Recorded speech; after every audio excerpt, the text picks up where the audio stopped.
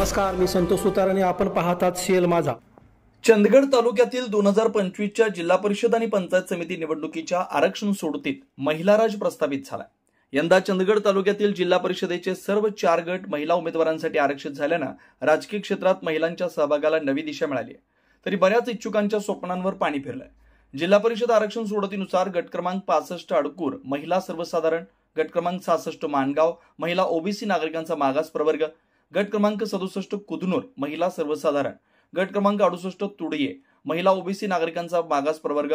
यामुळे संपूर्ण चंदगड तालुका महिला नेतृत्वाच्या स्पर्धेनं रंगणार असून स्थानिक स्तरावर अनेक महिला कार्यकर्त्या, माजी सरपंच व ग्रामपंचायत सदस्य आता राजकारणात सक्रिय होण्याच्या तयारीत आहेत.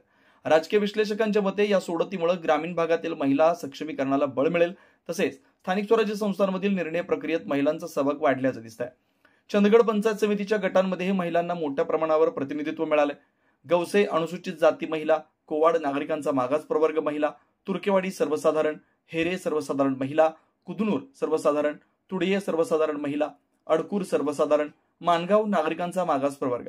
या निकालानुसार पंचायत समितीच्या आरक्षणातही महिला उमेदवारांना मोठी राजकीय संधी प्राप्त झाली आहे. या दोन्ही सोडतींमुळे चंदगड तालुका महिला सक्षमीकरणाचा आदर्श ठरणार असल्याचं सामाजिक कार्यकर्त्यांचं मत आहे. शहरापासून ग्रामीण भागापर्यंत महिलांनी आपल्या नेतृत्व गुणाच्या जोरावर स्थानिक विकास प्रक्रियेत सक्रिय भूमिका घेण्याची अपेक्षा नागरिकांच्याकडून व्यक्त होती आहे.